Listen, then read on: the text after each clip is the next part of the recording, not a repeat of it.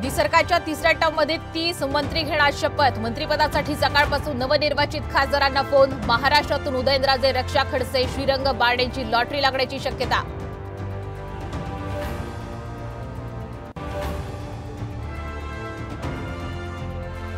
बुलढाण्यातून सतत चौथ्यांदा निवडून आलेल्या प्रतापराव जाधवांची मोदी कॅबिनेटमध्ये वर्णी। साम टीव्हीच्या बातमीवर शिक्कामोर्तब।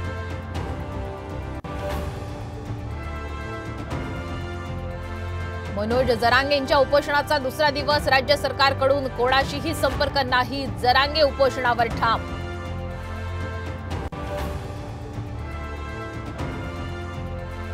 उद्धव ठाकरेंना मराठी माणसानं नाकारलं तर मुस्लिम बांधवांची साथ। सहानुभूती असती तर कोकण आणि ठाण्यात पराभव झाला नसता। देवेंद्र फडणवीसांचं ठाकरेंवर टीकास्त्र।